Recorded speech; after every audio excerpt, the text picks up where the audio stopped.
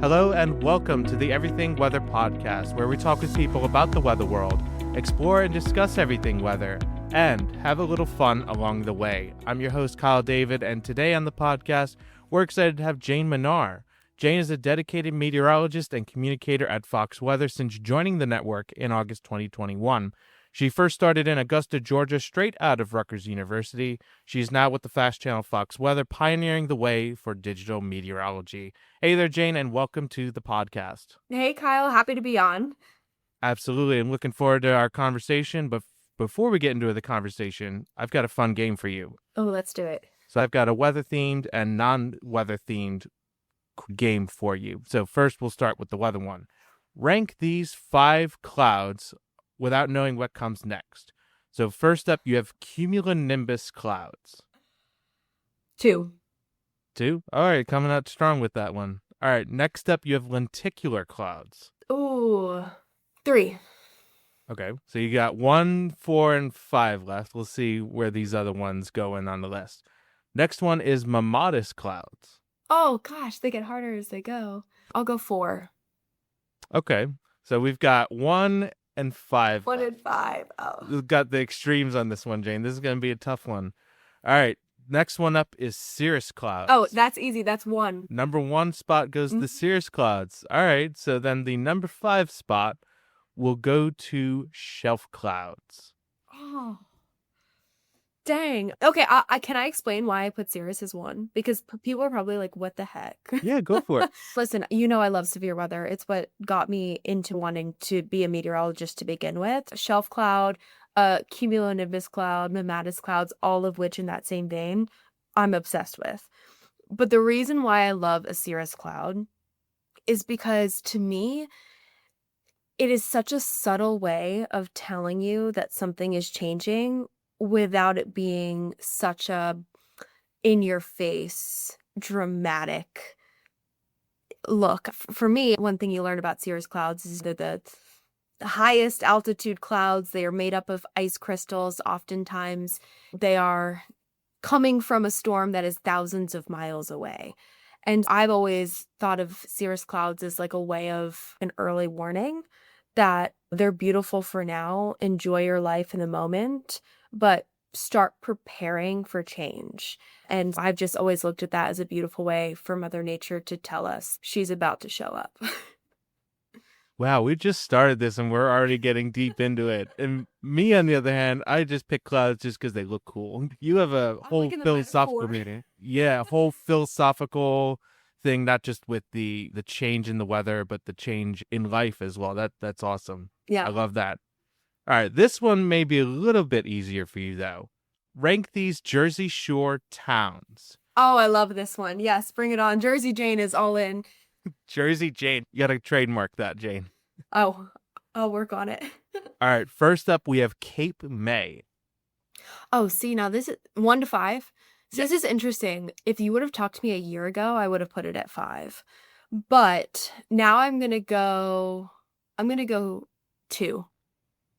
The first time I went, I had no idea what Cape May had to offer. And I was just, you go there and you think it's this like little charming town with the Victorian houses. And if you don't know where to go, you can quickly fall into like the tourist trap or just mindlessly experiencing what Cape May has to offer. But I've since been back with my parents, with my sister, and yes, there's those touristy places, but like the lighthouse, the beaches, that's the best kept secret. You don't want to go onto the beach or the pavilion because that's where it's packed. That's where everybody who's coming for the day goes. You want to secretly go towards the quiet end with the lighthouse, which I'm a sucker for a lighthouse. So just being over that way, it's the place to be. The cute little town that I somehow missed the first time I went there with the cobblestone streets, the brick streets, and all the antique shops. And just, I think the restaurant scene is great. They have breweries, wineries. So it's number 2 for me now. It's a quaint little town. I've yet to go there, but I've seen a lot of it, heard a lot about it, and Exit 0, baby. Exit 0, definitely. All right, next up we have Wildwood going up north on the Jersey Shore. Oh, 5. I never been to Wildwood. I don't really have Ooh. much of an interest in Wildwood. Isn't that crazy? I don't know. For whatever reason, I've lived in New Jersey my entire life, and it was never something that my family wanted to explore. I just don't have an interest in Wildwood. Ooh, Jersey Jane's got a hot take on Wildwood. I'd share that same opinion as well. I don't get the hype with Wildwood. And not to throw shade at our neighbors in Pennsylvania, but I feel like that's just Pennsylvania's transplant Jersey Shore town. Where all the bennies go and the shoebies, as they say. Yeah, exactly. I'm good. There's better boardwalks. Okay, all right. Let's see where the other ones rank. Next up, we have Asbury Park. I'll go 3 with Asbury Park. I do love Asbury Park. Okay, so we've got 1 and 4 left 1 on and the 4 list. left. One's gonna be interesting. So next up, we have Seaside Heights. 4. 4. Yeah, Seaside Heights is what gave us a bad rep. And the Jersey Shore show. Exactly. Oh, I'm interested to see what I'm gonna put number 1 now. Oh gosh. I understand your reasoning with Seaside Heights. I think you might like the number 1 that you've selected for yourself. Ocean City. Oh yeah. Yep. Oh wow. My intuition put me in the good spot. You talk about a better boardwalk than Wildwood. Ocean City. The only downside Ocean City has for itself is it's a dry town. So if you're looking for that bar scene that a lot of Jersey Shore towns have, you're not going to get that in OC, but it's the perfect spot to bring your family. I grew up going to Ocean City.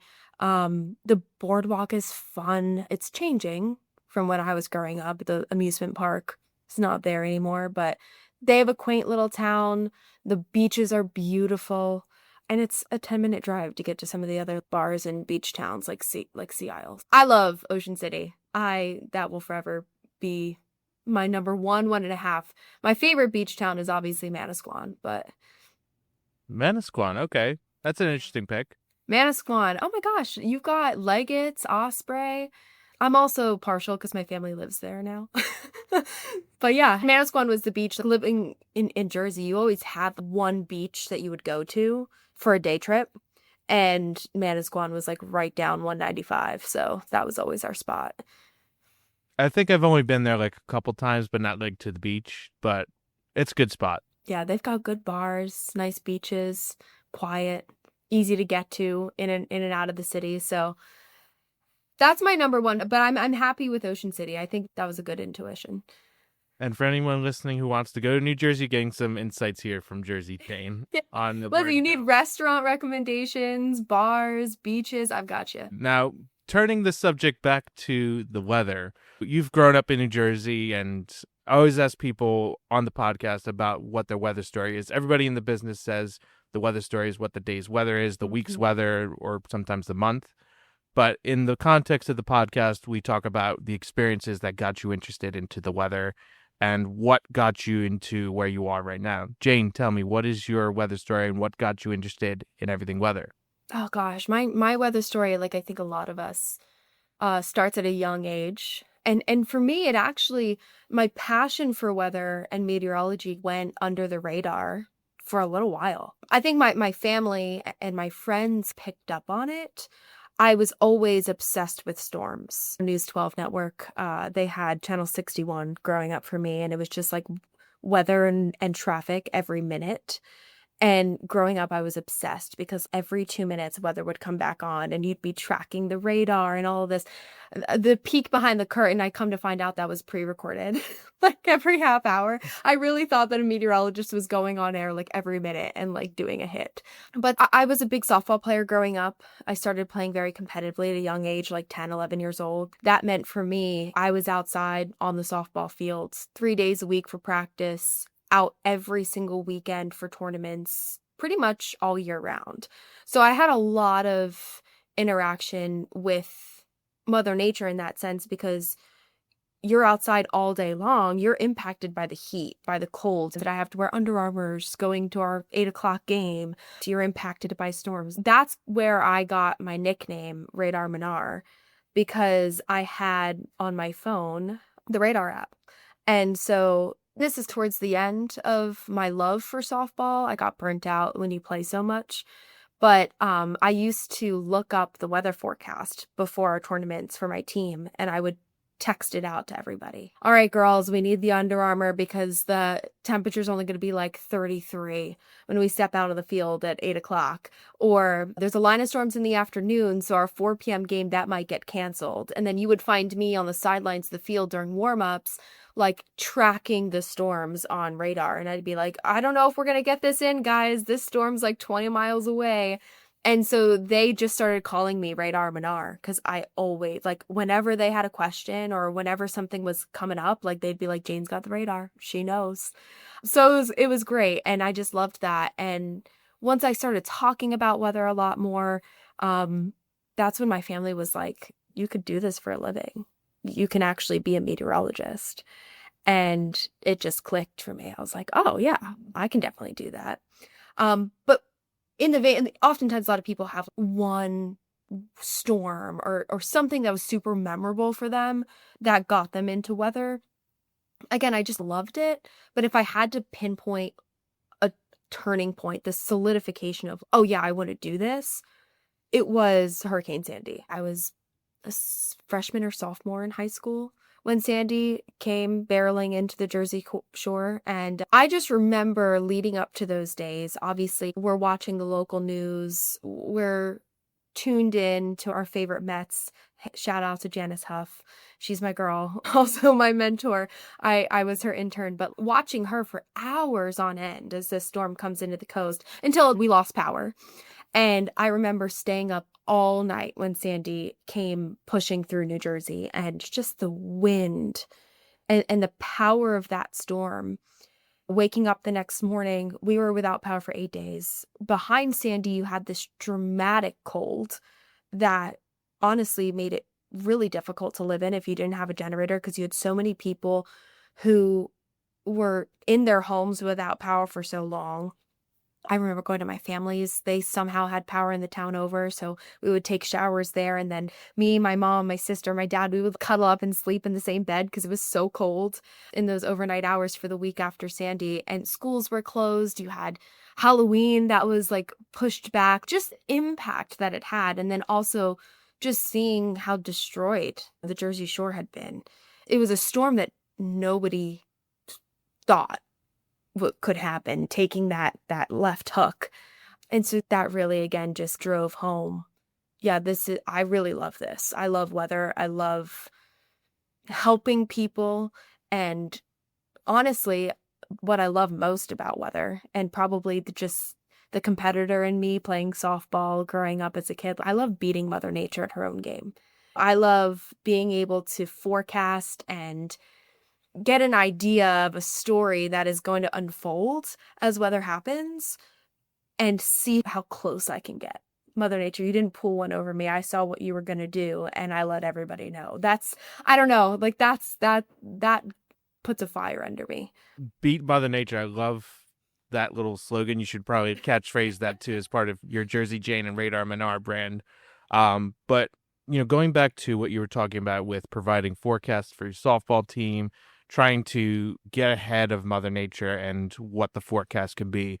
Was there a time that you got caught off guard and Mother Nature did something really unexpected? You mentioned that a little bit with Sandy, but was there something in between then and now that really caught you off guard? Oh, there's probably so many times that I was wrong, and that stays with you.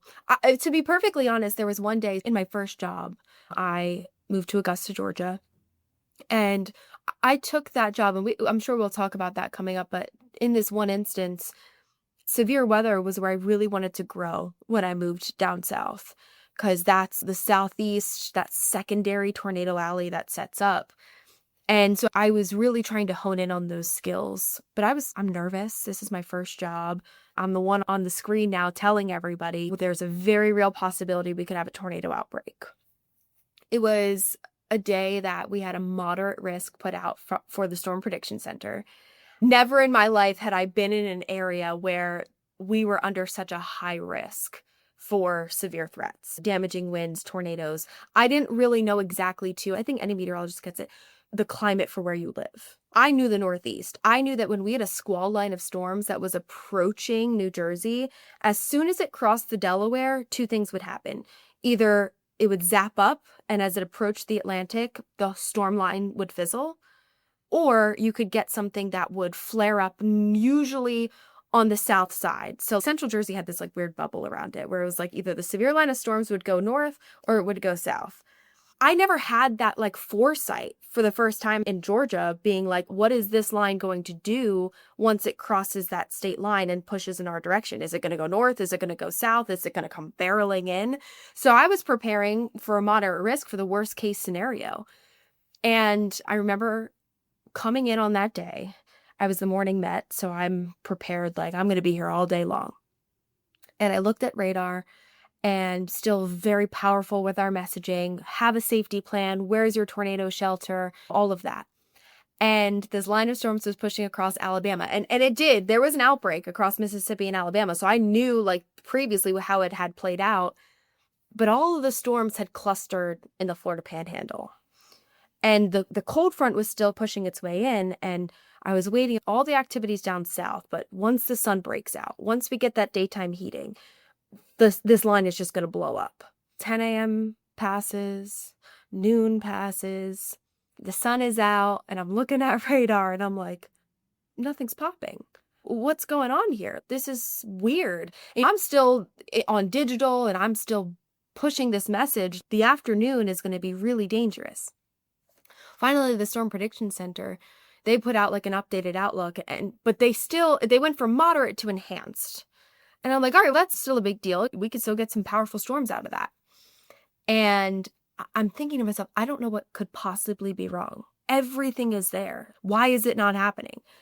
And sure enough, the day came and went. And Kyle, I'm not even kidding you, we didn't get a raindrop.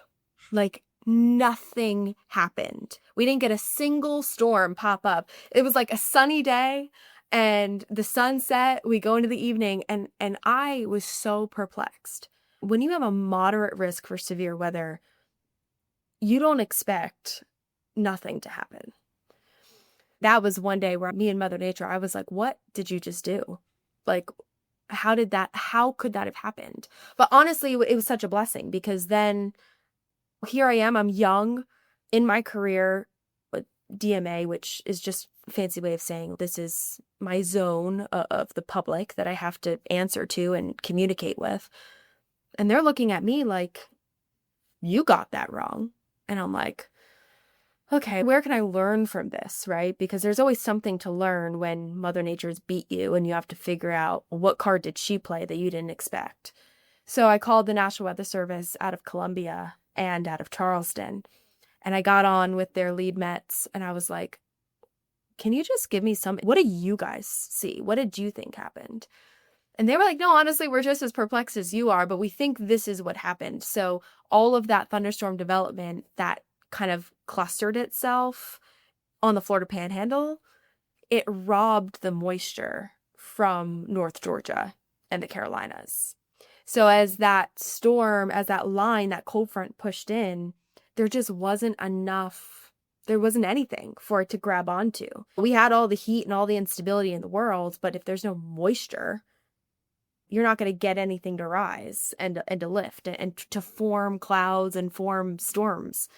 So that was ultimately the outcome. And so from then on, I'm not kidding you, Kyle, like every single time we had a severe threat and I knew it was a cold front that was coming in from the west, I would wake up in the morning and the first thing I would look at, are there storms on the Florida Panhandle? And how much moisture is getting robbed from us right now, because that will help me determine how the day is going to progress. And honestly, it's never failed me since then. Neat little forecasting trick there for those who want to learn a little more about forecasting for storms in the Southeast. Yeah. I'm curious. I'm thinking of how you may have reacted to that. Did you have a reaction of something like, hey, what's up? Why didn't you do anything? In terms of like the weather. Of course. And then I also had to tell the viewers. I was just straight up honest with them. I was like, guys, I'm as perplexed as you are, but this is what happened. And I think meteorologists can get a bad rep when the forecast doesn't plan out how they were told or how it was planned. But there's a learning lesson for everybody in that. And I'm always a big proponent of, if we tell you something is going to play out this way and it doesn't, it's also my job and my responsibility to tell you why. And to tell you how That's just how this played out. But it doesn't mean that the next time that risk is in the forecast, it's going to play out the same way. I'm just telling you this is what happened. And this was a learning experience for everybody. But hey, take away the silver lining. You had your severe weather plan top of mind. You knew what to do. You put that into practice. So I take a lot of ownership on that. As always, as much as I want to prepare people and tell them why something is going to happen, I also want to tell them why it didn't or why it won't happen. Yeah, I think that's very important. We'll explore that a little bit more later, but I want to go back to something you mentioned earlier, that you interned with Janice Huff. For listeners who do not know, she's a very famous meteorologist at NBC4 New York. Very long time there. I think like 20 years at this point, or 20 plus years. She just hit 30. 30. Wow. Yeah, Okay. milestone. Yeah, so you interned Janice Huff, who has 30 plus years of experience. I'm curious, what are some of the most rewarding and challenging moments in terms of interning with the number one market in the country, and then also with a very experienced meteorologist like Janice Huff? Yeah, I just adore her. I owe so much of my success and my love for weather and just overall mental health and happiness to her. But yeah, I remember the day that I got that internship. I was in Ocean City, New Jersey, on vacation with my family, and being at Rutgers. And this is a plug for Rutgers. For anybody who's interested in becoming a meteorologist, I'm a hardcore proponent of our program. We are so unique that we had an opportunity presented where we could take the train right into the city from campus. Unlike other universities that have a meteorology program, that meant that I had access to a top-tier internship program in off semesters. Fall and spring, I would have naturally less competition than the summer semester would have. I took a risk, and I was a sophomore going into my junior year, and I was like, I haven't taken any of the big meteorology classes yet, but I've grown up watching you, Janice. I have such a passion for this. I went and met her that day, and I'll never forget the story where my dad, he used to work in Manhattan, and it was like 60 degrees that morning, and he was like, whatever you don't walk from Penn Station. And I'm like, why, Dad? It's so beautiful. Like, why wouldn't I walk? He's like, just don't. You're going to sweat. And I was like, no, I'm not. I'll be fine. Oh my God, sure enough, I get to NBC, and I had walked, and I was like, profusely sweating. And like, it was like maybe a little mix of nerves, but also too, like, it's Manhattan, your adrenaline is up. And so it was like 2 minutes before meeting with her, I'm like in the bathroom, like trying to calm myself down. And she was just so sweet and so nice, and took me around at the end of just chatting with her about like life and weather and my goals and aspirations. She was like, all right, great. We'll see you later. And I was like, so you mean I got it? And she was like, yeah, you're in. You got it. From there, I went on to do 5 consecutive semesters. I think still to this day, I'm the longest running intern that NBC has ever had. At one point, they were like, we've just hired you at this point. But I had a lot of opportunity at NBC, and a lot of that, Janice, of course, but then you had Rafael Miranda and Erica Groh and Dave Price, wonderful Mets on the team that they just embraced me like family and gave me so much opportunity to learn about TV and the industry and how you prepare and prep for getting onto the big screen, and then what comes like in those moments. And I just hit the ground running by learning and absorbing as much as I could. Not even just on the weather side, but on the news side, how they folded weather into their news story of the day. And it was eye-opening. It solidified that this is what I wanted to do. And I enjoy creative thinking and storytelling and being the person who's communicating that. But I think Janice was so important for me because she came at me almost like I felt like a niece or a daughter to her. She would support me, but also give me the hard facts about life. And I learned a lot about production and building graphics and all of that. But then also too, she was the one who took me aside when I was doing green screen practice and stuff. I always felt like I needed to be perfect. Like I had to get it right every time. And if I stumbled over my words or if I messed up, we're going to restart. And she was like, Jane, you don't get restarts on live television. you just got to keep powering through. And she was like, I want you to look at the camera, and instead of looking at the camera like there's a million eyes on you, look at the camera like there's one person who you adore and who you love and have a relationship with, who you can just be Jane in front of. And I picked my grandpa, my G, who loves weather as much as I do. And oftentimes our phone calls usually talk about the weather forecast or something like that. He calls me and gives me the countdown to spring every year. I decided, okay, I'll talk to the camera like it's G. And she was like, but you can't stop. If you mess up, what would you do with G if you stumbled over your words? I said, I'd probably just laugh it off and keep talking, or say it. Oh yeah, I just messed that up. And she's like, good, just try that. And so I did, and I got through a full forecast, and I stumbled a little bit, but I kept going, and I still have that video. And looking back on it, it's funny how your voice changes over the years and you grow and you look different, but I'm still so proud of having that video and knowing that that was honestly like the catalyst for so much growth. And, you know, having her stand there next to that camera and give me that advice, knowing that like she was there to support me. And she just has been from day one, you know, pushing me like a little bird out of the nest, encouraging me to take the job, you know, farthest away from home. It was only temporary, but it was how you needed to grow. That's really awesome, sharing that experience. And it's not only good advice for people looking to get into broadcast meteorology, but public speaking in general. Just imagine you're talking to your friend or a loved one. Yeah. I mean, it's really that simple, because the thing is, if you mess up, it's really never as bad as you think it is. And in your head, you're thinking that's colossal. Oh my God, I can't believe I just said the wrong word or stumbled on that or hesitated. But at the end of the day, once you keep talking and you keep your confidence up and you just move on, people forget about it. Definitely. It's just a small moment. It's a drop in a water bucket, basically. Yeah. But you had mentioned, Janice gave you the advice that you should go for the furthest station, get out of the bird's nest, if you will. Mm-hmm. And we mentioned in the introduction a little bit that you went to Augusta straight out of your time and studies at Rutgers. And that's pretty far from the New Jersey bird's nest for you. I'm curious, what was a high point and a low point for you during your time down in Augusta? Augusta was, I think the lowest point for me was just adjusting to life. Here I am, 22 years old. I'd never left New Jersey. I left New Jersey on a vacation with my family or friends for a couple of days or like a week, but never in my life did I move away from New Jersey. I went to college 20 minutes from my parents' house. I took the train home when I needed to for Sunday dinner. So that was the biggest, it was a low point and a high point, but the job itself, and there's a lot that I could go in about the meteorology side, but real quickly, just about life.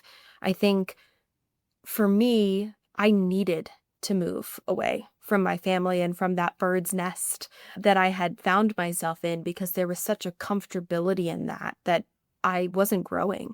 And it was a hard adjustment. When I moved to Georgia, that was the very first time I ever experienced depression or anxiety in my life, ever. I never knew what that could feel like for me. And it was worrisome. My parents were worried. They came down to visit me just to make sure that I was okay. But I remember having a very specific conversation with myself. 6 months into moving down to Georgia, I was just in a rut. I did not know how to move forward. I had friends, but it didn't feel how it felt at home. My college friends and my home friends. I was missing my family. They would FaceTime me on Sunday dinners, and I'd be like, serious FOMO. And I had gone home for Christmas, and it was really great to be back with my family, but I also felt this weird tug. Oh, it's okay. I can go back to Georgia and I will be all right. And I remember having this conversation with myself on the plane home saying, it's a new year.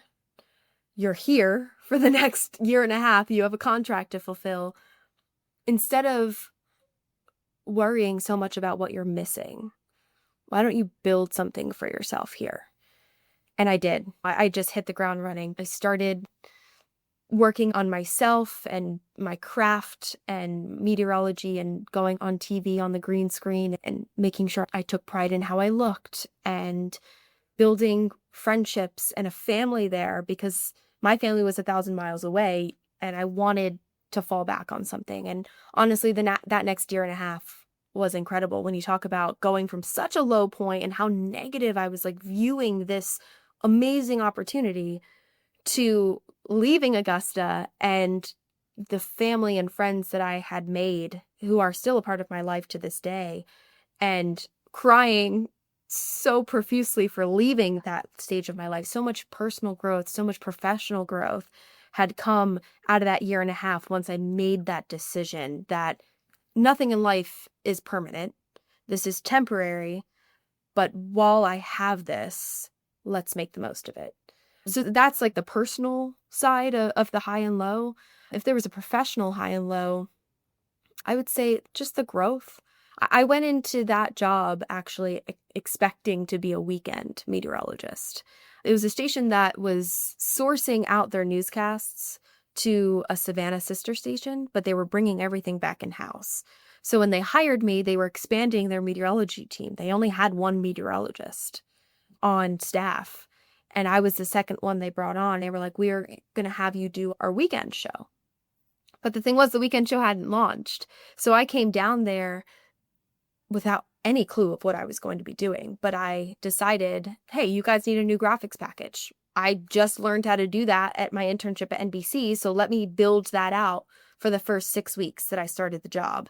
And I built it out. I sent it to the corporate because we were a small owned station, Lockwood Broadcast Group. So they only had a handful of stations across the country. It wasn't like I went to a Nexstar or a Gray or a Sinclair. This was really an opportunity for me to show my skills and to build something with this. We were Fox 54, so to build something with this station. And so they were very receptive. My general manager, Denise Vickers, she gave me so much rope. And I appreciate her for that because there was so much growth that came from her, I think in a lot of ways, believing in me, because not only did she take this girl out of college who had no experience, but then she allowed me to build a whole new graphics package. And then when they launched an evening newscast in the weekday, she came to me and said, actually, I'm going to have you do weekday mornings. So that was also, too, for anybody who works in the industry, especially coming out of college, to land a Monday through Friday job in a medium market, that was like striking gold for me. I was like, this is amazing. How many reps I'm going to get under my table to be able to grow. So that was really, I think, the high point for me was just being able to embrace where I was at in my career. I always strived for more. And boy, does Janice Huff know that. Shout out to Janice if you ever listen to this. All the hours of talks that we had on the phone discussing my dreams for the future and what I wanted and what I was grasping at. But she would always remind me, like, this is where you are right now. So how are you going to make the most of it? And that was the best advice that I had and that I listened to then propel me to my next job, which was Fox Weather, which I didn't expect that in a million years. Not many people have that opportunity. But I know that me getting here also took a lot of hard work, and it also took a lot of risk. The sleepless nights that I had over leaving Augusta, Georgia. I had to break a contract to get out of my job in Augusta because I had re-signed to stay there for another 3 years because other medium-sized markets didn't want to take a chance on me. And so I decided to stick with what I had in Augusta, which was, okay, I could stay there for another 3 years, get more reps Monday through Friday, 5 days a week under my belt. That seems like the best case scenario. And then here comes Fox Weather knocking on my door. And I came to Fox Weather as a producer. I broke my contract in Augusta, moved 1,000 miles back to New York, back to New Jersey with my family, which was really a motivating piece for me.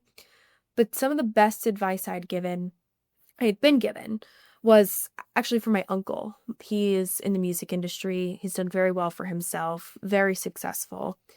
And I called him because I wanted to get his take on it. I had gotten advice from Janice Huff. I'd gotten advice from all my mentors who worked in this industry.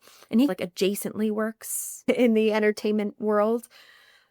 But The best advice he gave me when I was telling him I was questioning whether or not I wanted to take this job and get off of television to take a producer role, he looked at me like I had 10 heads. He was like, why is this even a question for you? This is such an amazing opportunity. This is such a risk. But think about the doors that can open up. Maybe you never make it on television at Fox Weather. That's what he would say to me. He'd be like, maybe you never make it on television there. But because you stepped foot in that door and the people that you met, you don't know where that can lead for you. You're in the number one market. It's New York City. Everybody wants to be there. And it's going to open so many doors for you. And he was like, I took some big risks in my career. I went in the red. I took contracts that were less than what I had been making because I knew and I believed in the product of what this next job was going to bring. And so he was like, you have to sometimes not be afraid to go in the red to build yourself up to that next level. And I also came here because I had a lot of people who supported me, who helped bring me into the door here. Mike Rollins was over at NBC. He's here at Fox Weather now, but he called me and said, I really want to bring you on. And so it was the best decision I ever made. I think it was very untraditional because I jumped off of being on television with no promise. I wasn't under a contract. So I thought, okay, maybe I do this for a year. I can leave. And if I really miss being on TV, I'm not out of it long enough that I can't use my work to help propel me back into that space. But it took a month. And I think also the reason why that happened for me is because I got here knowing I wasn't going to be on television. I got here telling myself, if I'm going to come and be a producer, I'm going to be the best damn producer Fox Weather's ever seen. And I went to Mike and Greg and I said, listen, we do these like morning calls. I want to lead that. I want to be the person on our team who gives the weather story of the day. That was my way of trying to keep myself in the broadcast world, talking to others and communicating. And they were like, sure, go ahead, have at it. So I just made it my mission to give a really compelling 3-4 minute weather forecast at the top of each of these planning meetings every day. And honestly, truly to my surprise, that then led to Shari and David Clark and Diane, a doctor, coming to me and saying, do you want to do a screen test? And then I did the first screen test and they were like, maybe not. And I was like, I'm just happy you gave me a look. Another 2 weeks go by and they said, okay, you want to do another screen test? And I still had no expectations. And I think that's the thing. If you're going to take a risk and if you're going to be all in on something, be all in on it with no expectation that it's going to lead to something. Because that's when that starts to get a little iffy for you. You have to be intentional with why you're doing something. I wasn't doing that because I wanted to be on TV. I was doing that because I had committed myself to, again, being the best producer and best communicator that this team had. And because I did that, it then led to the unexpected surprises of getting an opportunity to be where I am today. I went through the trenches as well, and you still push yourself through the trenches every day. I worked overnights for the first 6 months, and that was grueling. There were a lot of times I'm up 8 p.m. to 8 a.m. and I'm like clawing your eyes out. But also, too, it's like what you do with that. Janice would be like, Jane, you're getting a paycheck, right? And I'm like, yes, I am. You're right. And she's like, how many people would love to be in your position? I'm like, thank you for the reminder. I'm really grateful for my network and my people because being humble is, I think, so important. And it's, I think, what's one of the more important characteristics for me. Having an ego, everybody has an ego in television, but what you do with that, you don't want that to outshine anything that you do. Of course, I'm competitive and I want to be number one or I want to do this, but at the end of the day, you have to be humble and be grateful and work hard. And as long as you do that, you'll be rewarded, right? With some risk taking at the same time. That's what I did. Kept my head down. I met a lot of people and that has opened doors for me and started relationships for me. That's been incredible. And I'm very grateful for it. I count my lucky stars all of the time. That's a big transition from right out of college, interning with NBC4 New York, down to Augusta, and then to a national network that's just starting up. Huge transition. And we're going to explore that more. after the break, but I'm just curious, before we get into the break, what was the biggest adjustment for you from going from New Jersey weather, learning the Southeast weather and the severe weather, like you mentioned, and then going to a national scale, having to cover all different kinds of weather across the country? I think the biggest thing that you learn is you don't know everything, but you have to be open to learning it. I knew nothing about the West Coast. I never had to know anything about the West Coast. But then I got thrown into this spotlight where you better know the West Coast because you have to talk about it for 5 minutes. So that was a huge transition, really opening up the meteorology textbook again, but also leaning on my coworkers that we have an incredible team here. And I think for me, just knowing, hey, being honest with myself, I don't know everything about the entire country's weather and climatology, but you might know something. So for me, being able to accept that I wasn't an expert and learn from people who were.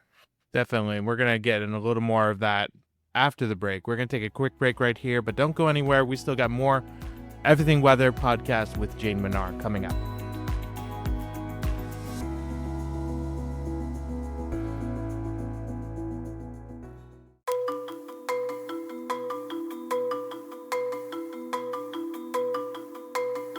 On this day in weather history, we revisit the tornado outbreak of March 10th through 12th, 1986, a significant and widespread event that produced 44 tornadoes across the central and eastern United States.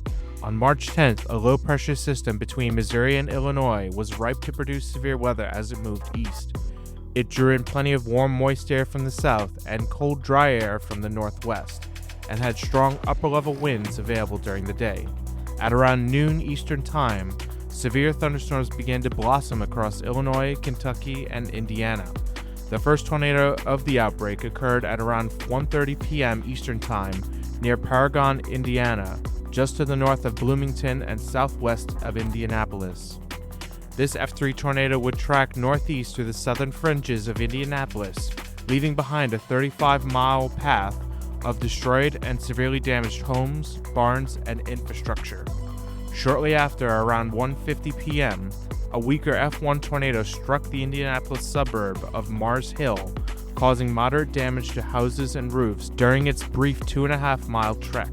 The Indianapolis area would continue to see tornado activity throughout the day, with two twin F2 tornadoes occurring to the southeast of the city at around 2 p.m. Eastern Time and tracking northeast through the Indianapolis suburbs of New Palestine, Bogstown, Sugar Creek, and Greenfield.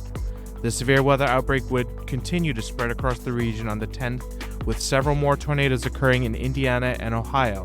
This included several tornadoes on the outskirts of Cincinnati and Columbus, Ohio, during the afternoon between 2 p.m. and 4 p.m.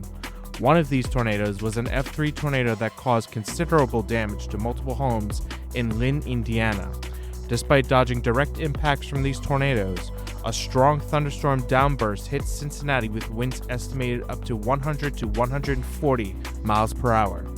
Windows were blown out of the control tower at the Greater Cincinnati Airport, injuring 6 air traffic controllers and causing widespread structural damage across the city and its suburbs.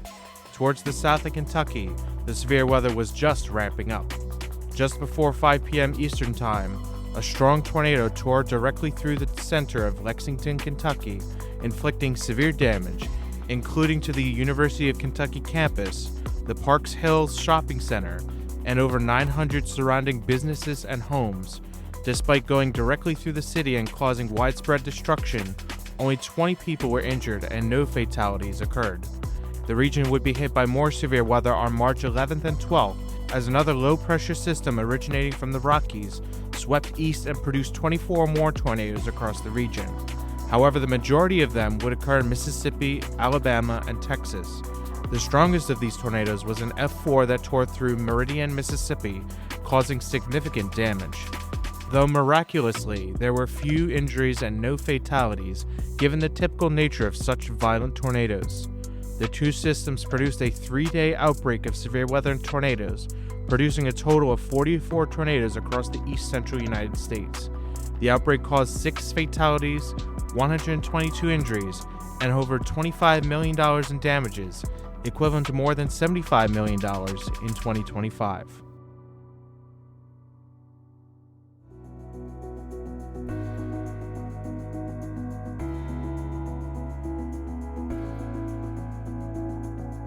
Hello and welcome back to the Everything Weather Podcast. I'm your host, Kyle David, and today we've been talking with Jane Minar. She's a meteorologist over at Fox Weather.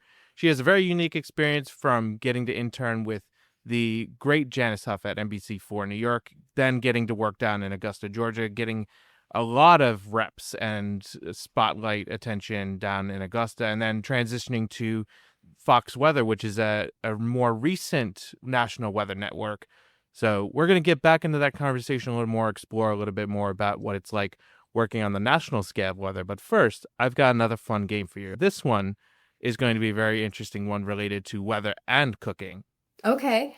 So you have $15 to create the ultimate weather and cooking show. You got 4 things to spend the $15 on, and you have to be a little strategic with it and budget things out as you go along. But with that said, are you ready to build your weather and cooking show? Wait, hold on. Am I buying tools or am I buying food? Of the show, so you get to have a famous chef and a meteorologist as well. Okay. You also have a theme that you have to pick. How will the weather be incorporated into the show with the cooking and the overall program? You also have cooking style, what type of food is going to be featured. Okay. And then you also have a special feature, what makes your show unique. So with that, are you ready to budget out your show and create it? Yeah, let's do it. You get the Swedish chef from the Muppets and a student meteorologist. For $2, you get Binging with Babish and Tori Smith at WFXG in Augusta. Not sure if you've worked with her, though, but she may sound familiar to you. For $3, you get Adam Richman and Britta Merwin. For $4, you get Rachel Ray and Janice Huff from NBC4. And for $5, you get Gordon Ramsay and Jim Cantori. Because I love my girl Britta, and I think we could have a lot of fun with that. And that sounds like a very interesting combo. So you got Adam Richman and Britta Merwin as your host for the weather cooking show. Okay. So for level 2, you have the theme, how will weather be incorporated into your weather cooking show? For $1, you get occasional weather mentions in your cooking segments. For $2, you get a basic forecasts and meal pairings that go along with the forecast.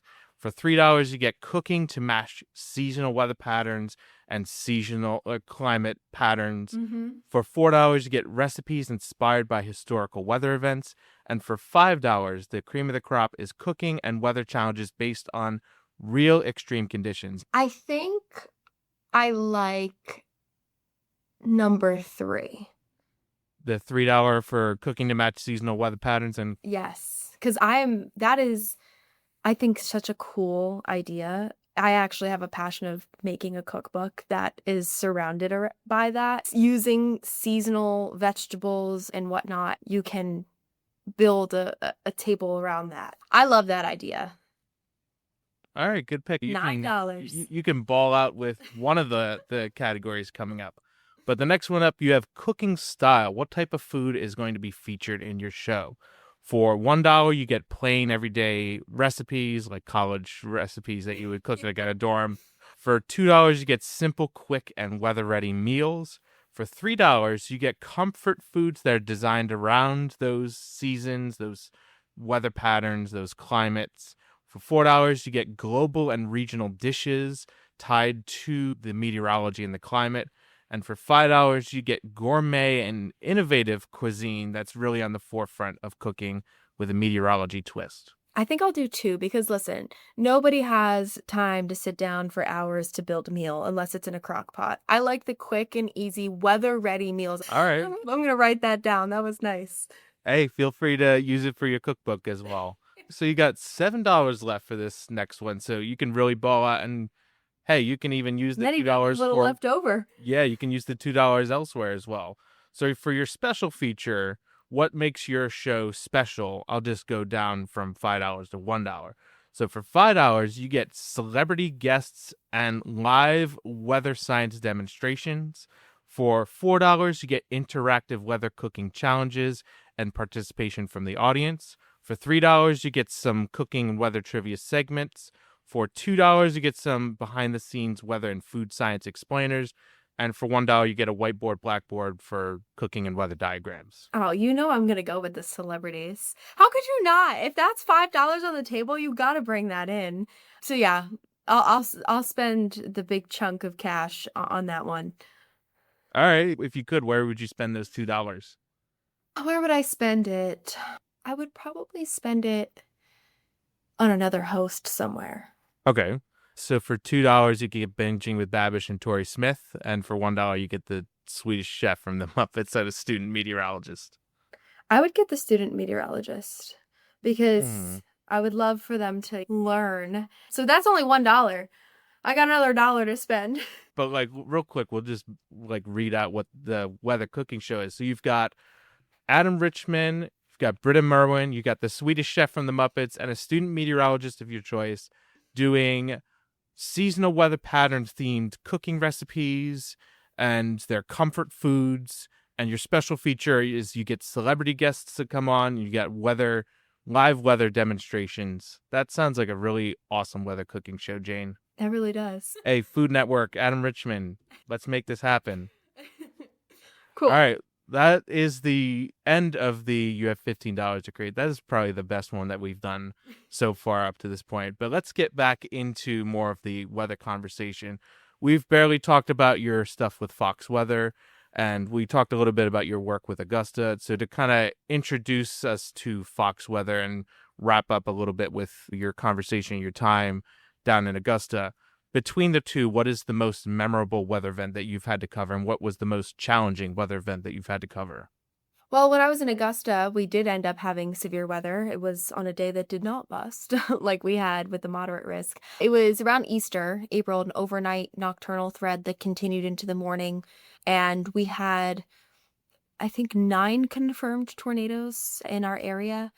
So that was a challenge. That was the first time that I really had to show my chops. Like, I'm on air and I'm tracking these tornadoes. I'm telling you, you need to get to a safe place. I think what was interesting about that time was I was so new. You go off of what you learn in school, and then I was lucky enough to have a couple great mentors that I had met along the way through my internship in New York, and then just through the industry, going to AMS, stuff like that.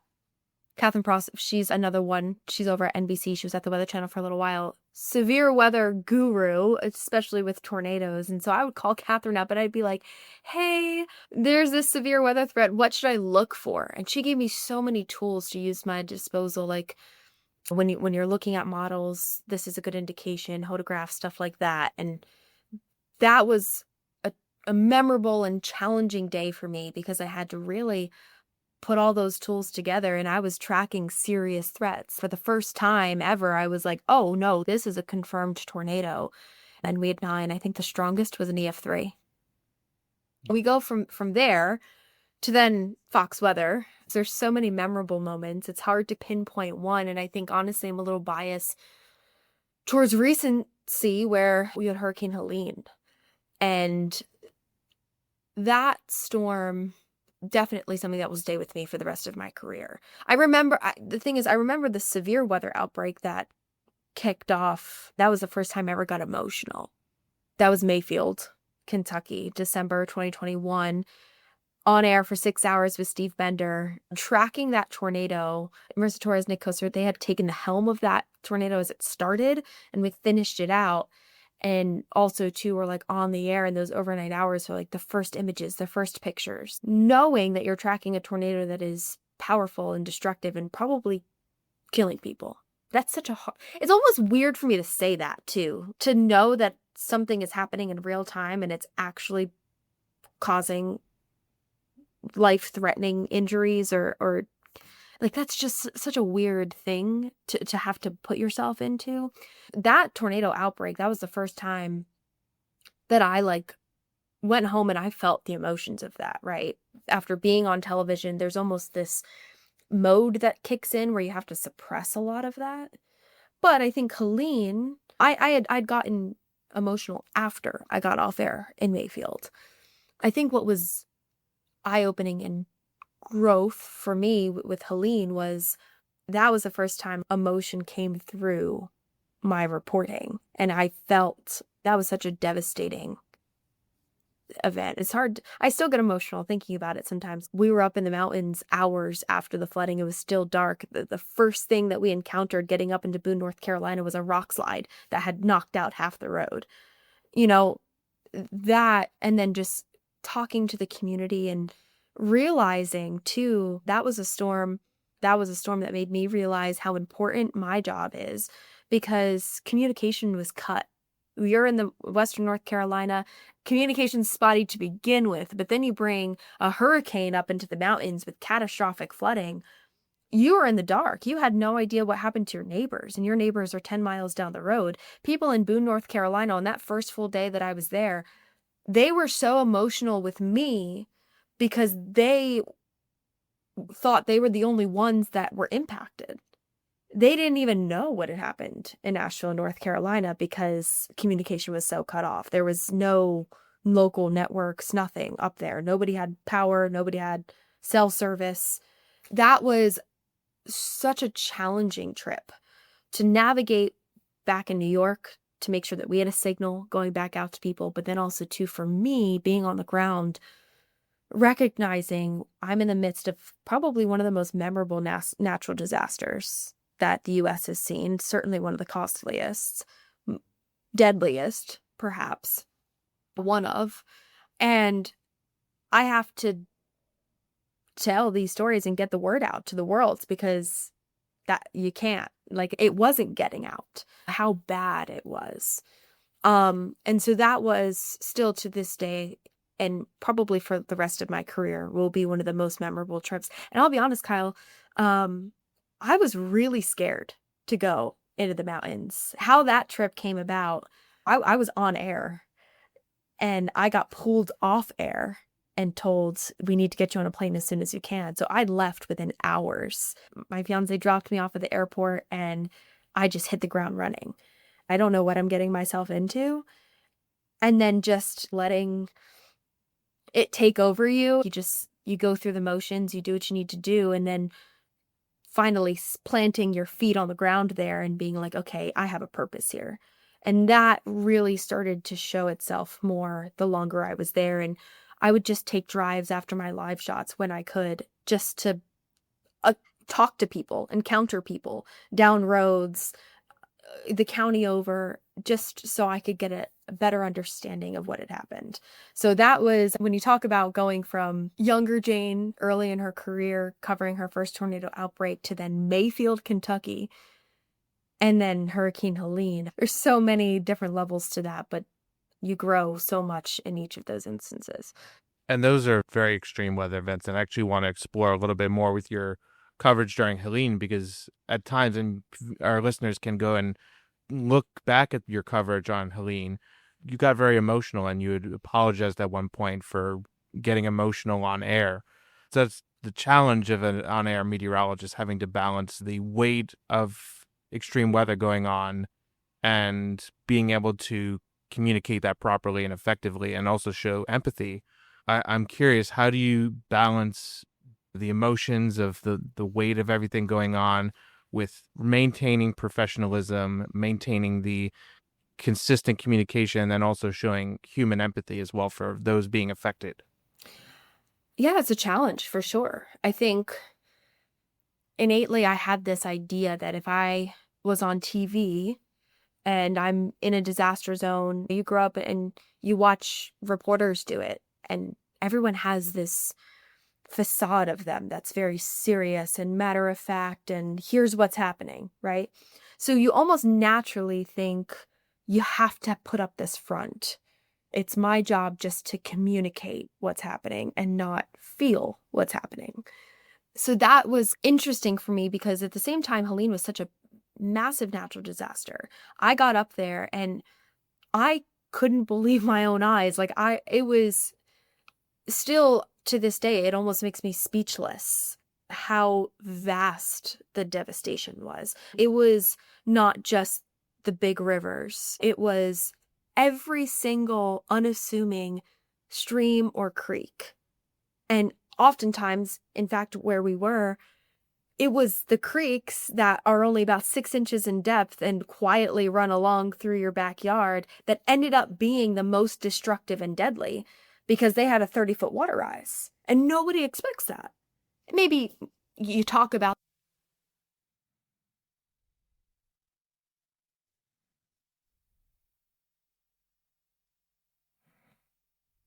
and to see that happen on so many creeks and so many streams across an entire region, because don't forget, it wasn't just Western North Carolina, it was East Tennessee as well. It was up into Virginia. I had this idea going into my reporting that there's only so much I can do. I don't have a lot of communications back with the team in New York because we're fighting just to get a signal. So I want to use this time as best as I can to storytell what these people are experiencing. And at the same time, I was struggling because I was so speechless and overwhelmed with what I was also experiencing that I naturally had this like tug and pull with myself when I was on air. And the longer I stayed, it was almost like experiencing stages of grief. You get there and you're frozen and you're speechless. And then you start to feel a little bit more. And that's what would happen. And by day 3, by day 4, when I had made it to another community and I heard another story, then the emotion starts to crack through a little bit. And I was at first afraid, which is why I apologized, afraid to show that I was scared because I thought that I had this responsibility to be this strength for the community, right? Like, I can't tell you how many people would come up to me and be like, thank you so much for being here. Thank you for getting our little town out there. We need help. We desperately need resources. We hear the helicopters all day long, but are they going to drop the resources for us or is it for other people? And so taking on that responsibility, I felt I needed to be like this strong facade.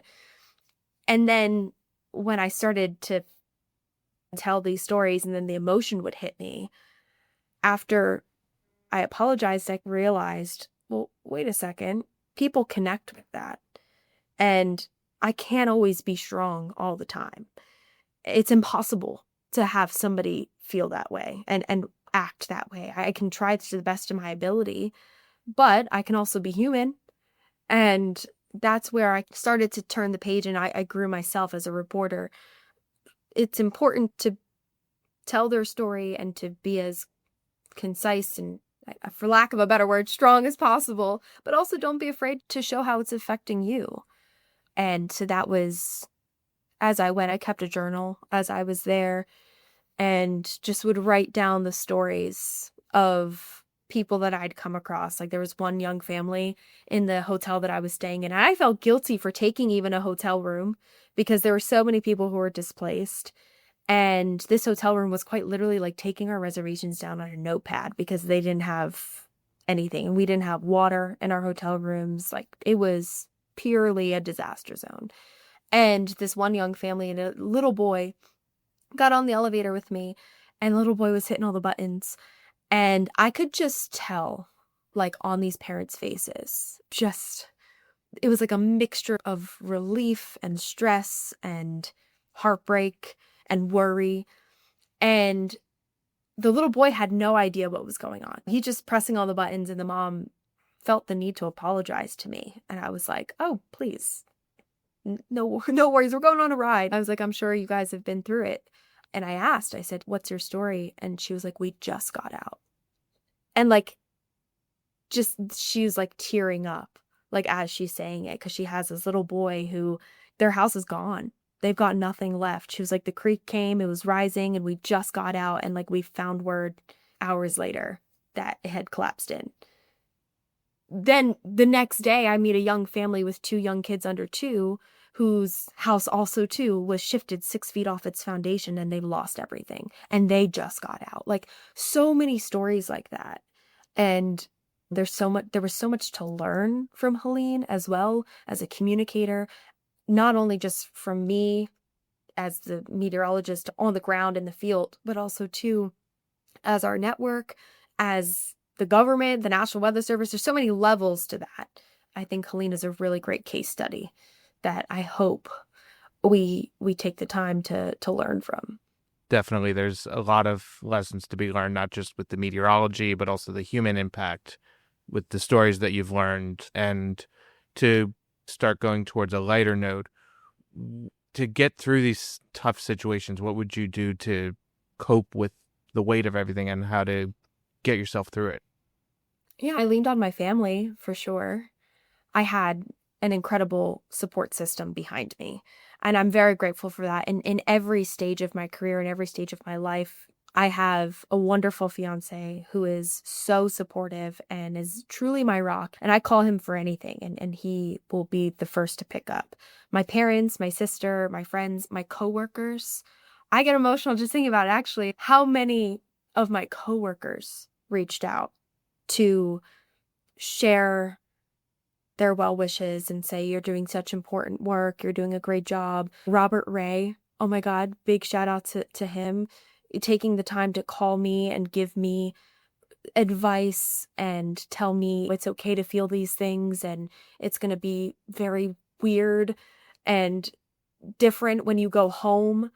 And Katie Byrne, so many people who it truly just I love the family we have here at Fox Weather because I think it's so rare to have a group of people who truly are wonderful at what they do and also care so much about each other. Every single night I'd come in, I would write in my journal. I have it in my notes app. I also just had straight up paper that I would write on and take notes. And I would call Max, my fiance. I would call my parents just to let them know that I was home. Because the thing is, every single day I was up and at it. And I had like 15-hour days. And I had no communication with them. They didn't know where I was. They didn't know what was going on. My parents would just turn on Fox Weather to see if I was on TV. And then they'd be like, okay, she's fine. And then I would call them and let them know like how my day had went. And then I would just try to get as much sleep as I could and rest in that and then get started for the next day. You really just put your head down and you realize this, I'm on a mission. I've got to do this. And coming home was weird. Max picks me up from the airport and I'm like, I'm leaving. I cried on the plane leaving North Carolina because I'm thinking to myself, well, how lucky am I that I can actually leave this place, get on a plane, afford to get on a plane at this stage, fly home to my beautiful apartment on the Hudson that looks out over the city of Manhattan and have a family to go back to and a job that's stable. It was such a weird guilt that I'd never experienced before. And my family were great in allowing me that time to like digest getting back to normal life. And then realizing that you can't feel those, you can't be guilty. You can't feel that. Unfortunately, that is what other people are going through. It is not my reality, but I can help by telling their story. And that's how I can be strong for them. And when I went back 2 weeks later, I went back with a renewed purpose to keep telling those stories of how they were recovering and what they needed. Yeah, it's challenging to navigate those feelings of guilt. And like you said, you're not guilty. It's not your fault. And it's not like a consolation. There's a little bit of reassurance knowing that you're not alone in dealing with the weight of these extreme weather events like Hurricane Helene. Yeah, no, I think of people like Robert Ray on our team who's seen so many disasters. He's like our front man. He's always on the ground in the worst of the worst and how he copes with that and how he story tells that. Marissa Torres, huge shout out to her. She's on the ground just months after me in California with the wildfires and watching her coverage and seeing how she had such a purpose and she brought such a human element to storytelling, but also too letting her emotions show. I think honestly that's what I've come to learn now is like that's truly the difference on what makes a really great reporter. Someone who can connect with their viewer because I don't think anybody who could go on the ground there and witness that and not feel that emotion. So an insane ask to have to mask that. Yeah, and like you said, it's very important for a reporter and anybody communicating this information to connect in that way. And on a lighter note, you've connected in positive ways, from getting to go out in the field to cover good weather, some non-weather related fun things, to taking jabs at your coworkers for your love for the Philadelphia Eagles. What's your most memorable lighthearted moment when it comes to connecting the weather and the community around you? Oh, there's so many. Honestly, I have this joke with myself sometimes that, no offense to Jim Cantori, but like opposite of him, if you see me come to town, your forecast is improving. I feel like I'm like the sunshine. I remember we went on this one trip. I went down. It was a couple years back, beginning of hurricane season, Tropical Storm Arlene, middle of the Gulf, and I went down to Naples. And at first, their forecast looked pretty daunting, and so I get on the ground there, and I'm preparing myself for like tropical storm conditions. And each day, as it got closer, the storm just stayed out to sea, and we just had sunshine the whole time. And I would just joke to everybody on the beach and be like, "I'm Fox Weather. You guys are great." And they loved it. It's funny. I've had a couple of assignments like that where we get out there and then Mother Nature pulls a fast one and suddenly the forecast starts to switch up. And, instead of 6 inches of snow, we're getting less than an inch, or instead of a moderate risk for flooding, it's a passing shower. You take it as it comes and you laugh with it. But I love a lot of the fun assignments that I done. When I first started, we tried to do this thing called like Jane's Journey. And so I would go on like these fun assignments. I went out on a sailboat in the middle of the Hudson and got to try these oysters. It was so much fun. And I haven't yet covered any sporting events. I low-key love sports. I'm not very good at it. Like, I don't really know a whole lot, but I love to watch it. I love the competitiveness of it. Max, my fiance, he's always feeding me information. Sometimes I just regurgitate it. He's like, "Jane, you really have to be careful sometimes, because you go on air and you say it with such a conviction, but like, what if I'm wrong?" And I'm like, "True, but I also do my own research, so you're not totally off." But I got to cover the Masters when I was in Augusta, so that was super fun. Of course, betting with my colleagues about my Phillies or my Eagles, and of course, we just come off a Super Bowl win, so that's been a lot of fun. I think memorable moments, they come and they go, and I'm just grateful for such a community that we have built here amongst us Fox Weather. We can certainly have fun with each other and laugh and just continue to be friends. And I think that's so rare at a network, like any job, to have a group of 14, 15 of us and we all get along. That's so special to me. It is, and you always got to hold on to those positive connections, those positive moments to get you through those darker sides of weather that will crop up here and there. Of course. And you'd mentioned earlier that you may not know everything, but you've got an incredible team there who have a wide array of different experiences. And you've even mentioned earlier about your passion for keeping your meteorology knowledge fresh. So I'm curious, how do you stay up to date on all of your meteorology knowledge, keeping that fresh, and then also keeping yourself updated on advancements in the field and what's coming out? Yeah, gosh, that is always going to be a learning lesson for me. I'm constantly like in class, per se, every single day. I come in and we're presented with a weather story and I have to pull things out of my brain, or I'm not afraid to look things up, ask questions. And that is what's so special about Fox Weather, is having all of us come with different backgrounds. People will come to me and ask about the Northeast, the 95 corridor, and opportunity for snow. Living here my whole life and going to Rutgers, we had a lot of time focusing in on that forecasting element. It's my passion. I love it. We've had a bunch of us who've been in severe weather markets. Ian down in Tampa with Florida, so tropical system. Same thing goes for Stephen Morgan and Verna Merwin down there on the coast of Houston. And then you get someone like Craig Herrera, and he is just a wealth of West Coast knowledge and ARs and fires, all of which, to be honest, in school, and I know Rutgers is not the only department like this, but you spend a couple classes on that. You're not delving into the climatology of Northern California or the mountains out west. That would take years. It's why people go to grad school. It's why people get their PhDs. As an undergrad, there's only so much that you can do. But I think what I love about Fox Weather and like my team here is if I'm feeling uncertain, which that's a lesson in and of itself too, you're never going to be an expert on everything, and don't try to be, because that's when you start to get in trouble. When you start to fake it, there's that saying, like, fake it till you make it. I believe in that to an extent, but you don't want to go on air with something that you don't know. For me, I'm not afraid. Like, if I'm coming into a story and I'm not entirely sure if this is a big deal, or if there's an angle I'm missing, I'll just shoot Craig a message, or I'll see him in passing and I'll be like, hey, can you give me a little more insight on this? And he's so happy to share. Same thing with Britta. She's got Colorado background, up across the UP. She's been everywhere. She too is a wealth of knowledge. Everybody has something to bring to the table.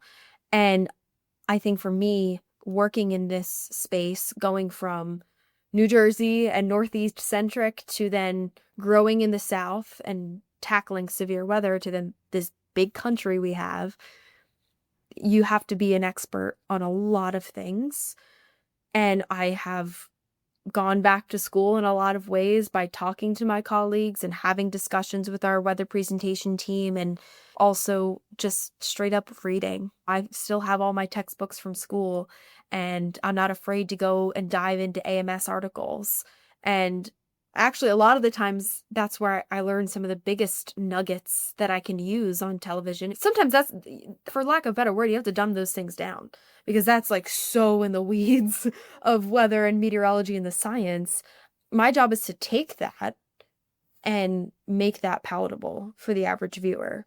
And I'm learning through those research studies. One that just came out, which we're going to talk a lot more about coming up this severe weather season, is how when you go from La Nina to neutral in the spring season, that can actually lead to a greater instance of tornado outbreaks in certain regions of the country, particularly in the plains. So I think that's just so interesting. So if I'm living in Oklahoma City and I'm knowing in the back of my head, big scale, this weather pattern is changing, well, then maybe I really should hone in on my severe weather safety kit, because there could be a more active period based on this study and what Jane is telling me. That's the type of things that I want people to learn from. Weather is not always doom and gloom. It is scary when bad weather is in your area, but I always combat that with preparedness and a plan. And there's nothing that builds confidence like that, and knowledge. That's my goal, honestly, every single day. And I'm learning every day, because there are stories that I don't always feel like I have a grasp on. You have to be willing and open to learn, even in every stage of your career. My friends who work in the business, who work at other stations, we're all at different ages and different stages of our career. And just because you're here or there doesn't mean that you don't have something to learn. And so I think that's so special and important that you keep yourself open to that. I'm curious, what advancement or research element excites you the most right now? I think there's a lot of research going on. I really love the communication side of the research. There's a lot of psychology that goes into how people understand weather, understand the challenges and the alerts that you're under, right? Specifically when it comes to tropical systems, I know the National Hurricane Center has really made it an initiative to adjust how they're communicating storms and their impacts, de-emphasizing the cone, de-emphasizing honing in on landfall, because as we know, landfall, yes, it's destructive, but sometimes the worst of what that storm has to offer could be 100 miles away from landfall. So I think I love what the National Hurricane Center is doing. I think it's a long road. It's not just one quick and easy fix. Same thing goes with the National Weather Service communicating flood watches. If you asked me, to be perfectly honest, I hate the flood watch. It's such a blanket, overused alert that people just throw in the back of their minds. Like, oh, yep, there's a flood watch. Okay. because a flood watch is different for different regions, for different areas of the country. We just had a plain old flood watch in the mountains of Western North Carolina with Helene, but that wasn't any other day. So there needed to be a heightened alert out there that just didn't happen because it was in the weeds of the forecast discussions that were hidden behind closed doors of the meteorology world. And then there's just this emphasis on, well, the broadcast meteorologists and the emergency managers, like, they have to get that message out to the public. But I think that the public also needs to have that front facing. And there's a lot of work to be done, I think, on how we can better communicate weather, good and bad. Because again, I don't think that meteorology and weather, and it's not all bad. There needs to be that flip for people to recognize when something serious is happening or when it's manageable. And as long as you're prepared, you'll be okay. And so that's what keeps my passion going, delving into that research of psychology and communication, but also too just fun advancements with radar Minar over here, like how we can see into storms, and there's always something to be worked on. So that's the one thing I hope about the meteorology world, which is so much greater than just broadcast. There's so many different sectors. It's growing in such an exponential way. And it's not always a cut and dry term like meteorology. There's risk assessment, all of that. But it comes back to one simple thing. It's understanding weather and understanding its impacts. Yeah, and there's so many different things we can explore. Each of those things that you mentioned can have their own podcast episode. But I want to talk a little bit about the communications and the broadcasting, because you've a very untraditional experience, I'll say. Normally, for those who don't know about the broadcast world, people will go to school, get a degree. They'll go to a small market like North Platte, Nebraska.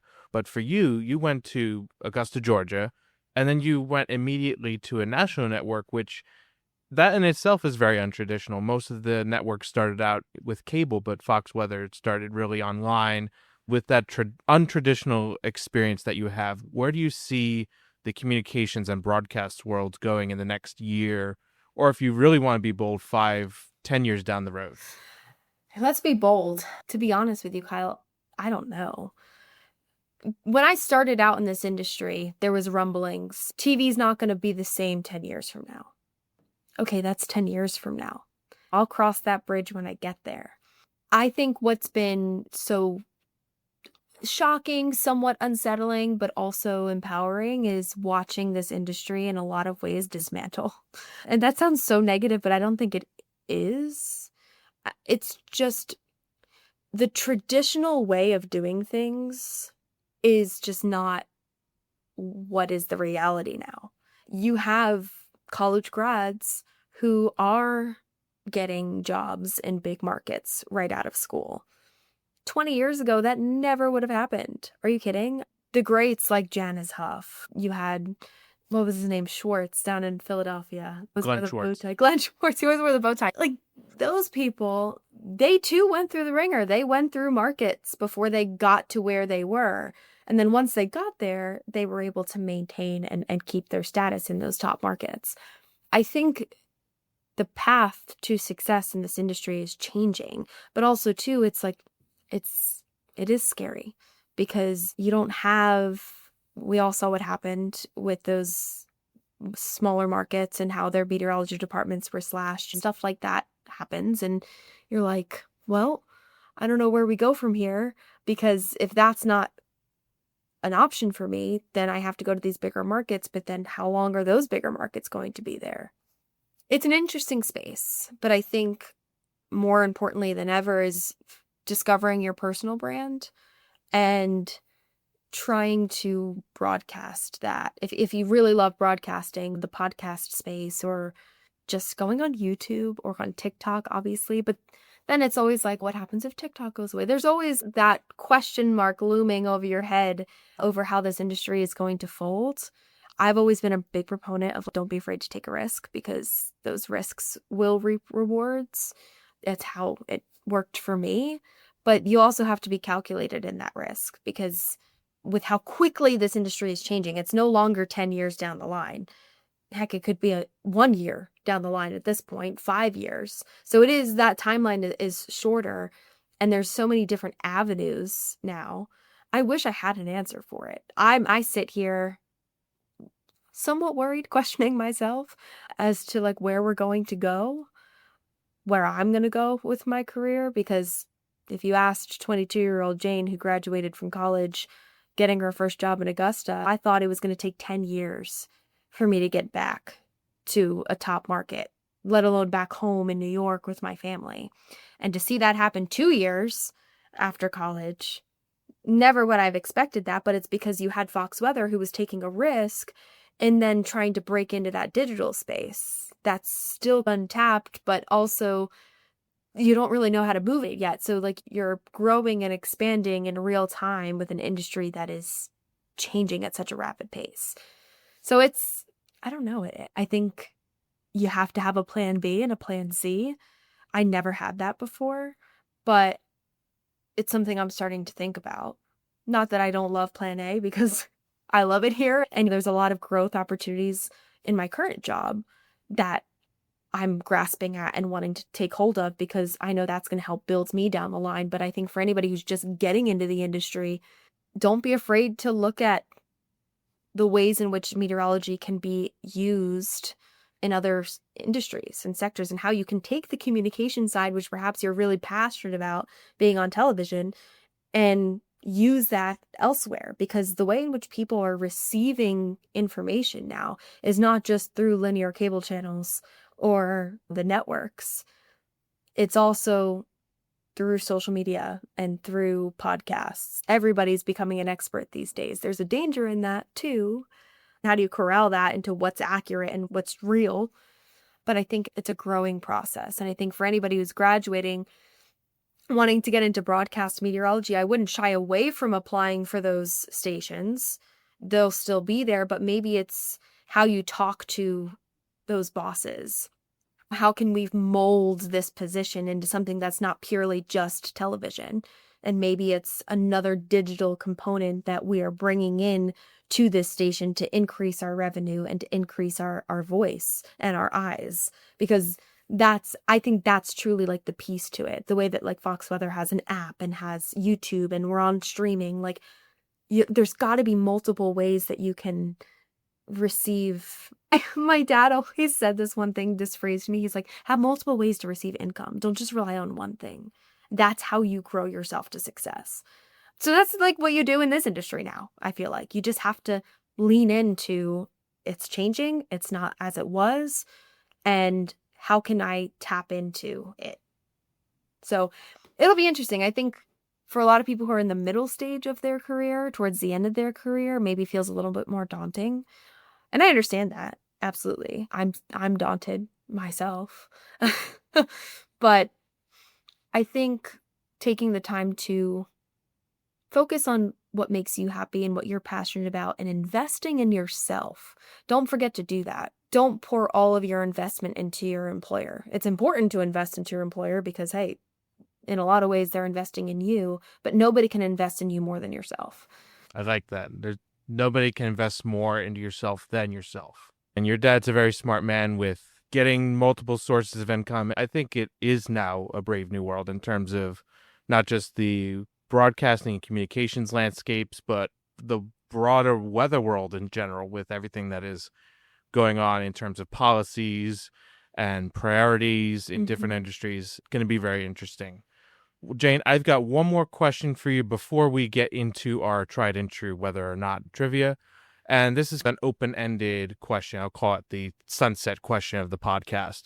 And this is where the floor opens up to you. Do you have any final parting thoughts, any last reminiscing that you want to do, or parting advice that you want to give, or maybe anything that you wanted to talk about a little bit more that we didn't get to touch on, or some people have taken the time to bust myths. So with that said, any final parting thoughts as we look at the sunset, the metaphorical sunset for the podcast episode?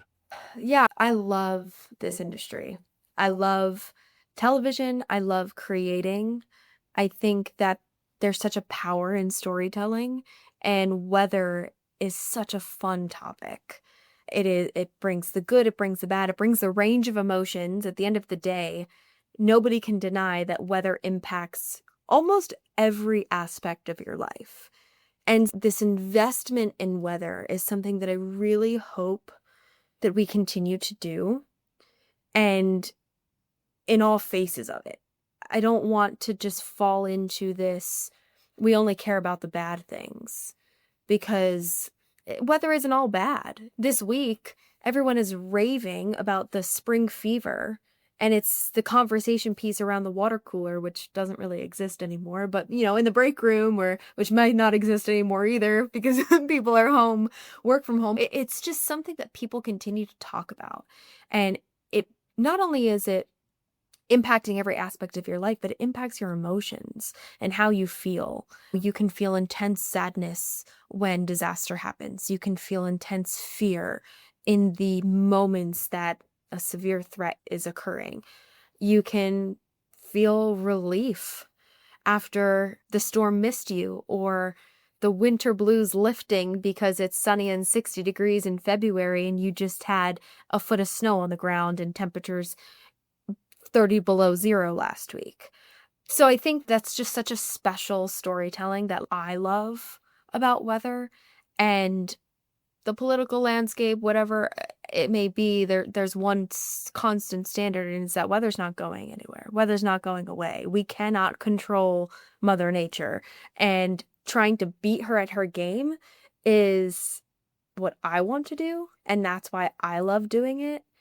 And I just think investing in that in all landscapes too, not just in the communication realm. We talked a little bit before about how I think that there's such an opportunity for so many industries to tap into bringing meteorologists on the team, not only just communicating with maybe investors, having that one person who can essentially dumb it down for people who are investing. That saves you money, or that makes you money.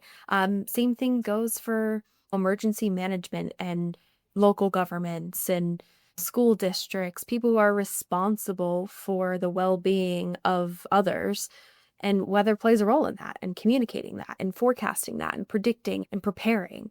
I just think that there's a world of opportunity out there, and I don't want anybody to feel getting a meteorology degree is a waste, because it's certainly not.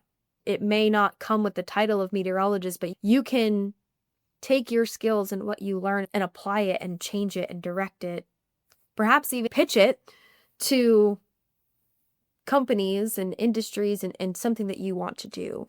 And then for going into television, I had a very unique path. Being 28 years old, I've worked in a national network for almost 5 years. And I think this is really great advice for anybody who's working in this industry, but just any job. And my uncle had said, like, find your rabbi. Find that one person who believes in you and who wants to support you, and who's going to reach down and pull you up the ladder along with them, because those people are so invaluable in your life. Like, you have to keep those people in your corner. And so he was like, you have this at Fox Weather. You don't have that anywhere else, but you have people who believe in you and who want to give you a chance. And so in painting that picture for me, it was a learning lesson to, if I want to advance, I have got to be a little risky. And so it's all about investing in yourself. And I take these opportunities as much as I invest in Fox Weather, because this is my job and I love what we do and the mission that we're on. I'm also looking at, okay, how can I invest in me? What am I learning? What skills am I taking with me?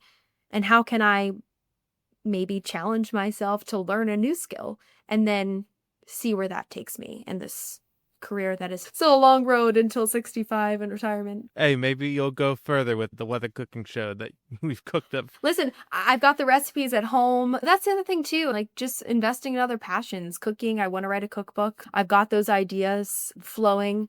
I think for anybody who's listening to this, my best advice is to really just, especially early in your career, God, I know we want it all, right? But you have to keep your head down. And in those moments where you're feeling jaded or you're feeling like, God, I'm not getting it. I've been working so hard and they're not seeing me or they're not valuing me, or I feel that's natural to feel that. But then also, too, you have to take a top-down perspective, recognize where you are in the moment, take the emotion out of it if you can, be grateful and learn. And then again, turn that is honestly something that I tell myself and I'm learning and trying to do every single day. And that's, I think, the key to making it in this industry.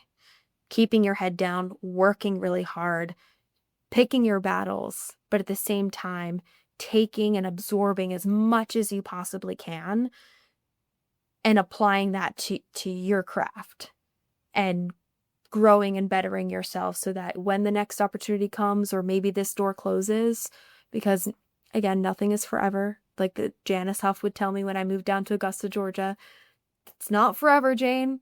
It's only 2 years, which would have been 5, but then look how a door opened. Stuff like that. And I love Fox Weather. I don't know how I'm here for the ride, but you always have to be investing in yourself and investing in your future and having that plan B, plan C ready to go in an industry that's changing as rapidly as it is.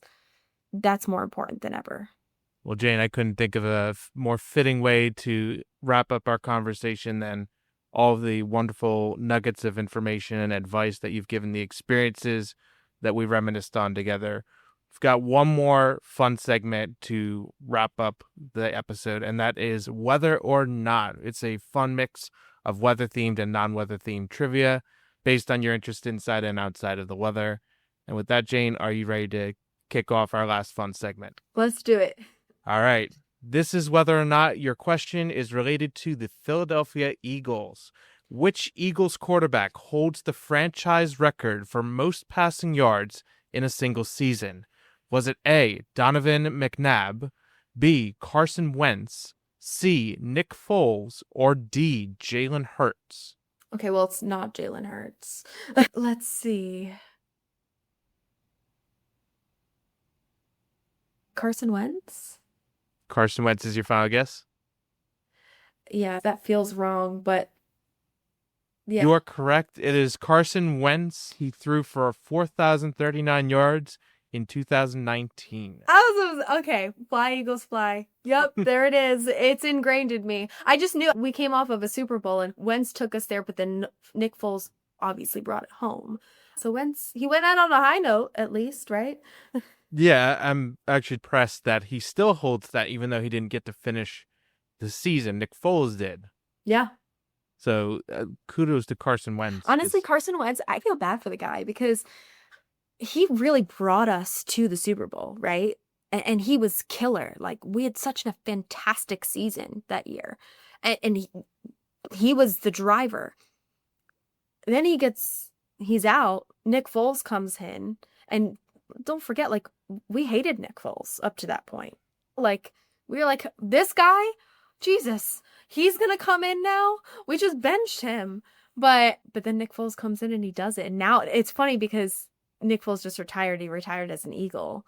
And during this whole Super Bowl that we just had, he's at the forefront. Nick Foles, the guy who brought us the Super Bowl win. And it's like, yeah, he was like the closer, right, on a baseball field. But poor Carson Wentz, who's actually on the sideline at the game for the Chiefs. And he gets no love, but whatever. It's how the cookie crumbles.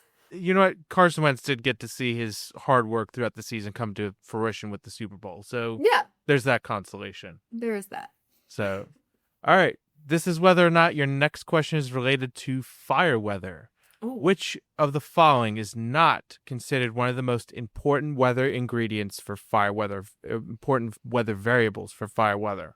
Is it A, wind, B, atmospheric humidity, C, temperature, or D, heavy precipitation? Can I call Craig? No, I'm kidding. What is not important for fire? Yes. What is not important for fire weather? As it's happening? Okay. It's Because like my first answer would be like heavy precipitation, because if it's raining, that's like obviously gonna mitigate the fire risk danger. But also too, there's that like loop of you get heavy precip that then you get the growth of vegetation and then temperature and heat and drought dries it off.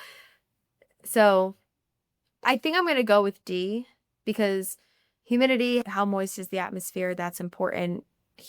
Temperature, I'm like iffy on, because you can get fire weather warnings in the middle of winter in the Carolinas. Like, it's not the most important piece to it, but I think on a really hot day, I don't know, maybe that dries out more vegetation. I'm gonna go with D. D, heavy precipitation is your final guess? Yeah. Am I wrong? You are correct. It is heavy precipitation. I'm overthinking it, Kyle. No, but you have a good point, though, because if you have a lot of precipitation one season and it's completely dry, boom, you have a lot of fuel. That's then a problem for fire weather. Fire follows flood and flood follows fire. I mean, it's just like this like loop. Yeah. All right. This is whether or not your next question is related to cooking. What cooking method involves slowly cooking food in liquid at a low temperature? Is it A, sautéing, B, braising, C, roasting, or D, grilling? Braising. Final guess is braising? Yeah. You are correct. It is braising. Awesome. I just did a braised short rib, so that's how I knew. Now you're making me hungry. I'll have to come over for your braised rib. Yes. All right. This is whether or not your next question is related to the 2020 or 2021. I'll have to edit that. The Easter tornado outbreak. How many confirmed tornadoes touched down during the 2020 or 2021, whichever one it is, Easter tornado outbreak? Is it A, 105, B, 132, C, 141, or D, 155? I want to go with B. You are sadly incorrect. It was 141 tornadoes that were confirmed during the outbreak. Wow. All right. I knew it was definitely more than A, which was 100. I didn't think it was closer to 150, but wow. We had, I think, 9 confirmed tornadoes in that outbreak in Augusta, Georgia, but it's really most known for what it did, carved across Mississippi and Alabama. Yeah, that was a powerful line. Not surprised, won't be the last. It definitely will not be the last. And ironically, the difference between your answer choice and the correct one was 9. I should have added my line. All right. This is whether or not your last question is related to music. Which artist won Album of the Year at the 2024 Grammy Awards? Was it A, SZA, B, Taylor Swift, C, Miley Cyrus, or D, Olivia Rodrigo? Album of the Year. I know it wasn't Taylor Swift. I think. You won't get any hints from me. I'm between SZA and Olivia Rodrigo. I'm going to say SZA. SZA is your final guess? Yeah. You are incorrect. It was Taylor Swift's album Midnight that won the Grammy Award for Album of the Year in 2024. My sister's cursing me right now. Is she a big Swiftie? Oh, she's a huge Swiftie. And the thing is like, I love Taylor Swift's music, but that was a great album. You're not part of the Swiftie cult? No, what was it? Tortured Poets Department or whatever that she just released. There were too many songs on that album, girl. Like, I just could not. Taylor, I'm sorry, but like, you couldn't catch me listening to all of that. So I listened to like the ones that topped the charts. I still love Taylor. I grew up with her. She's okay. I respect her work and stuff. I respect her music. She's definitely not my favorite artist, but that's always the hardest question. People are like, "What's your favorite artist?" or "Who's your favorite what's your favorite music to listen to?" I never know. I'm like a hodgepodge. You look at my Spotify playlist and it's all over the place. But I do love Dolly Parton, so she's up there. Dolly Parton is a classic. Yeah. Absolutely. All right. Well, Jane, that is the end of the Whether or Not trivia and the end of our conversation. But before we go, let people know how people can stay in touch with your work and what you're up to. Well, first and foremost, you can always catch me on Fox Weather. Tune in throughout the afternoon hours during the week and then on the weekends. So you can catch me there, of course. Go to the Fox Weather app where you can find our videos and watch us live at any time. And then on social media. Really try to pick up that presence, Kyle. You can go to my Instagram, which is just simply @Jane Minar. And then on X, I can be found at Jane Minar WX, as in weather. So those are my social media pages. And of course, connect with me on LinkedIn if you'd like. That's where I'm at. And we'll make sure to link all of those in the show notes for our listeners to go and find more of you, and then also the Fox Weather app and platforms as well. Perfect. Absolutely, Jane. Thank you so much for your time, and thank you to the listener for listening to the Everything Weather podcast. And we'll catch you on the next episode. Thanks, Kyle. This has been a lot of fun.